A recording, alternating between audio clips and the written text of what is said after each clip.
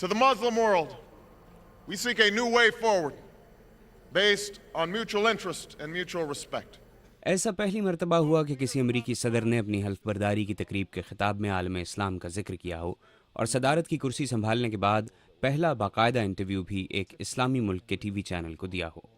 My job is to communicate to the American people that میری ذمہ داری ہے کہ میں امریکی عوام کو بتاؤں کہ مسلم دنیا ایسے لوگوں سے بھری ہوئی ہے جو جینا چاہتے ہیں اور چاہتے ہیں کہ ان کے بچے بہتر زندگی گزار پائیں۔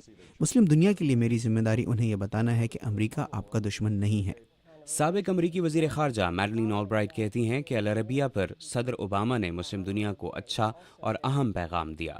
What I think he's done, میرے مطابق انہوں نے جو اہم کام کیا ہے وہ یہ ہے کہ یہ سمجھنے کی اہمیت کے بارے میں بات کی جائے کہ تمام مسلم دنیا ایک جیسی نہیں ہے، اور یہ بھی کہ ہمیں دراصل ان سے بات کرنے کے لیے مختلف طریقے ڈھونڈنے ہوں گے۔ ان تمام حقائق کے باوجود اوباما انتظامیہ کے لیے مسلم دنیا کو یہ بتانا آسان نہیں ہے کہ وہ ان کے ساتھ بہتر تعلقات کے خواہاں ہیں۔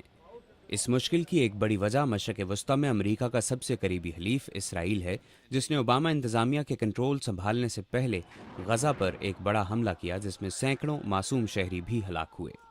I think that the president faces the same.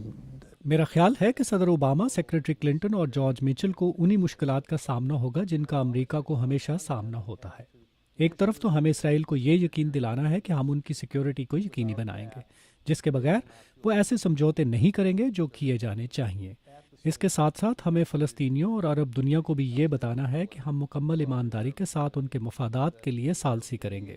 Pakistan کا ذکر کرتے ہوئے میڈلین آلبرائٹ اور ون ویبر نے کہا کہ امریکہ کو چاہیے کہ وہ پہلے کے مقابلے میں پاکستان پر زیادہ توجہ دے۔ پاکستان کی موجودہ صورتحال کو نظر انداز نہیں کیا جانا چاہیے۔ میڈلین آلبرائٹ کا کہنا تھا کہ امریکہ کو دہشت گردی کے خلاف جنگ ایسے انداز سے لڑنی چاہیے کہ اس سے مزید دہشت گرد پیدا نہ ہوں۔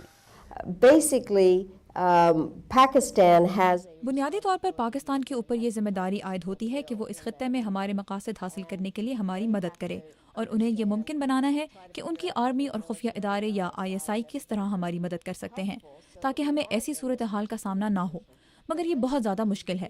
میرا خیال ہے کہ ہم سب یہ بات جانتے ہیں کہ جب ہم ایک ایسے گھر کو نشانہ بناتے ہیں جس میں عام شہری بھی موجود ہیں تو ہم کافی مشکلات پیدا کر رہے ہیں۔ دوسری طرف اس بات کو بھی نظر انداز نہیں کیا جا سکتا کہ ایسے لوگوں کو چھوڑ دیا جائے جو ہم سب کو مارنے کی کوشش کر رہے ہیں۔ ماہرین نے یہ بھی کہا کہ امریکہ اور پاکستان کے تعلقات پر نظر ثانی اور پاکستان کو معاشی طور پر بہتر کرنے کے لیے مالی امداد، جس کا وعدہ نائب صدر جو بائیڈن کر چکے ہیں، پاکستان میں بگڑتے حالات کو کنٹرول کرنے میں مدد دے گی۔ مقررین نے کہا کہ اگر امریکہ مسلم دنیا کے سیاسی معاملات میں مداخلت کے بجائے انہیں خود فیصلے کرنے دے اور مشرق وسطیٰ کے تنازع کے حل کے لیے سنجیدہ کوششیں کرے تو مسلم دنیا اور امریکہ کے درمیان کشیدگی کم ہو سکتی ہے۔ محمد عاطف، اردو VOA، واشنگٹن۔